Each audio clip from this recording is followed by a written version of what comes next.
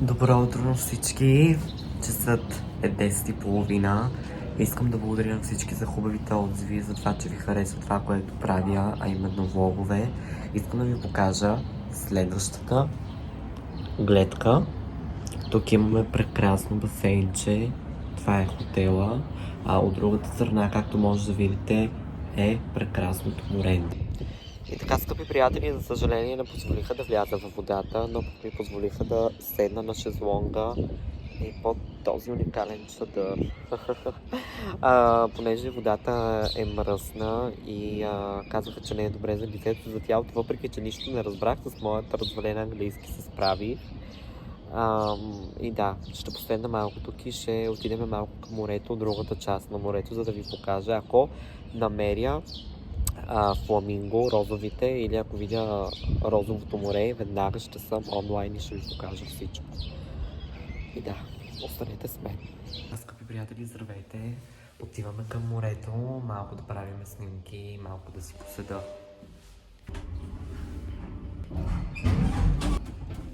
Така, отиваме надолу. Малко ми е сложно тук с тези кодове, нали, на входната врата, но ще се справя, мале хора, времето е чудесно навънка, искам да кажа, вижте колко е слънчево. Но тук се отива нагоре на басейна, а отвън е морето. А времето е чудесно. Така, потегляме. Искам само да ви покажа колко ми е близо морето.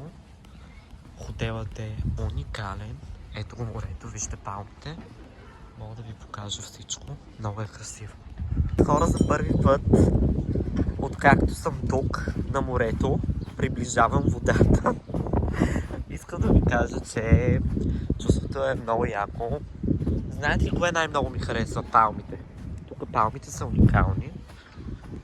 Отивам. Дано водата да не е студена. Аз няма да се къпя, просто ще седя до водата, защото искам да си правя и снимки. Хора, уникално е. Просто е уникално чувството. Искам да ви споделя нещо друго, защото тук има едно нещо, което дори нашите са го правили с всяко пристигане. Първото нещо, което правят е, нали, като идват на морето, мажат се с някаква специална кал, която прави кожата гладка. И да, хора, много е яко и как ви кажа, че е много яко. Просто да, ме искам да видя фламинго, обаче не виждам никъде.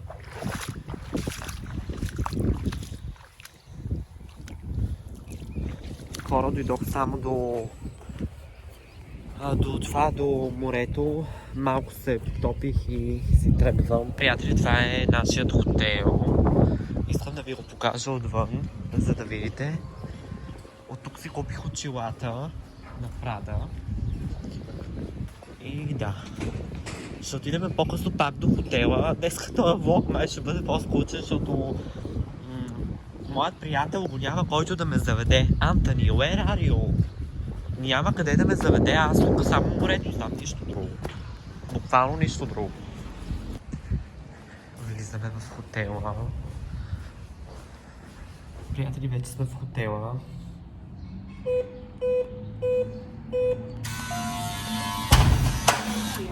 Ето готов.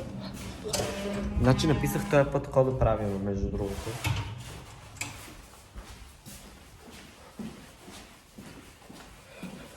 Искам тук, обаче тук не разрешава. И така, приятели, качваме се нагоре. Исках само да ви покажа малко по-близо морето, за да видите водата. Иначе хубаво е, обаче моят приятел го няма. Днеска ме остави, беше на работа и за съжаление не можеше да дойде да ви покаже повече неща. Чакай, тук ли бяха неща, сега и стаята на пода. Ето стаята на пода. Ето ви. Бях на море. Здравей, скъпи приятели, след шезлонга и като цяло след цялата почивка, която направих, ударих сън, който ме напече слънцето. Толкова добре, че ударих сън 4 часа, може да видите.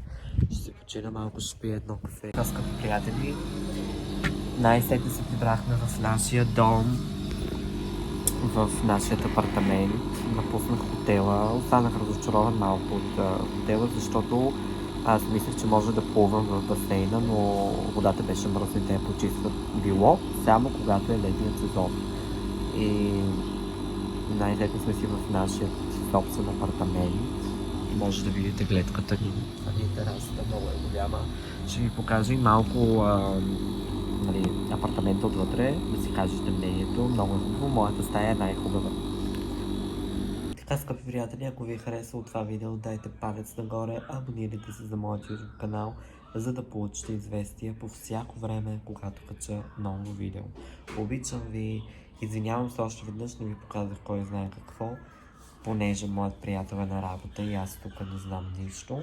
Но най-вероятно следващият влог, който ще кача утре, ще видите нещо още по-интересно. Обичам ви, I love you.